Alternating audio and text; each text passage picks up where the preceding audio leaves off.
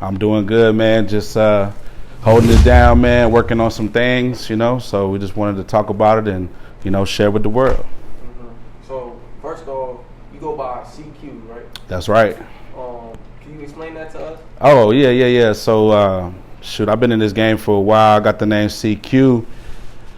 Came from yours truly, CGS. That's my boy. So back in the day, man, from Kirby, Texas, San Antonio, coming up, man, and just started rapping at a young age, probably like 9-10 years old. And whenever CGS, I met him through his brother, that boy Dr. Twist. Shout out to Dr. Twist in the building.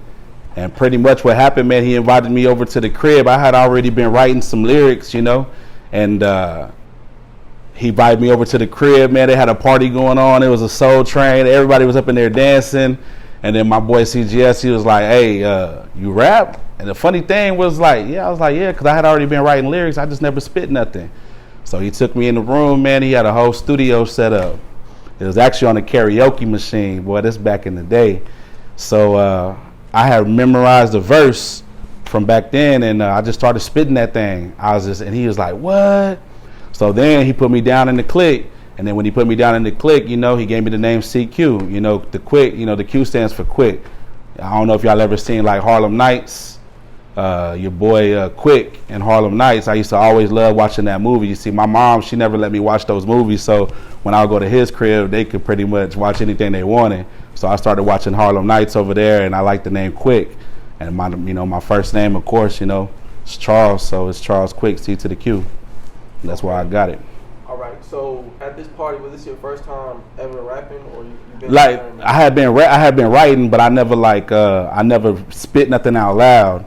So like I'll just be writing to myself. I wrote a lot of poetry, a lot of I used to try to write books when I was young, and then then I started writing rhymes probably when I was about like 9-10 years old. Just started writing rhymes. So at that party, it was my first time actually just busting on the mic. And everybody was crazy because they were like, "Oh, this white boy can spit." Right. You know how it is. If you light skinned like me, you white to everybody in the black community. So I'm mixed though, but at the same time, everybody they get my nationality confused sometimes. Okay, so explain the first time you started taking this shit serious. Like your first time you went to the booth and shit, you started taking this. No, actually, how did the rhyming start? The writing rhyme. How did all that start? So in the early '90s, my brother used to give me tapes. He used to give me I had the Biggie Smalls tape. I had the Lil Troy tape, Wanna Be a Baller. I had the Bone tape. So I started listening to rap when I was really young, and it just grew on me, man. It's just one of those things where I listened to the music. I listened to all types of music, but hip hop really stuck to me. And so I used to always know how to memorize people's lyrics. When the Hot Boys came out, Wayne, when he dropped that Hot Boys song, I used to memorize everybody's lyrics. And so I started kind of rapping from that. And then one day I was just at my aunt's house, and I was like, you know what? They can do it. I can do it too. So let me just start writing. And I just started writing. And then the flow actually started developing when I was probably 15.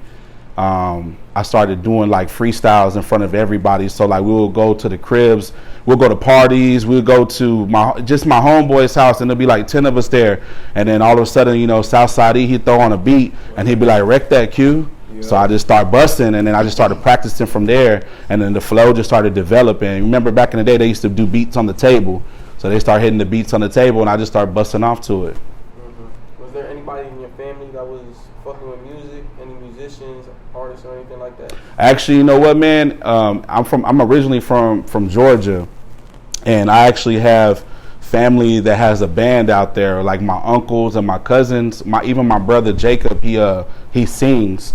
And my uncles and them, they actually have a band in Georgia. They go out and do gigs and things like that. So there is history in the music. I'm not really close with them like that, so I don't know how far the music actually expanded. But I definitely know we have musical talent, guitar, drums, different things like that in the family for sure. Mm-hmm. So going back into the music, for you, when did you start taking it serious? Your first time going to the studio and shit like that? The first time I busted and everybody was like, that boy go hard. And I'm not even trying to toot my own horn. And but when I started hearing other people saying like, hey, who that?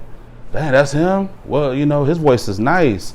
So whenever I heard that, I was like, man, like people were really like, attracted to my voice in a way. So let me see. That was probably like around, I'll say like 2009, 2010.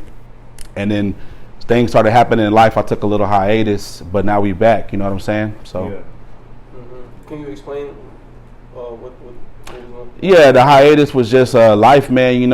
In this game right here, if you're not, pouring money into it, you know what I'm saying, or you don't got like a record company backing you, the machine is what they call it. If you ain't got that, then everything's coming out of your own pocket.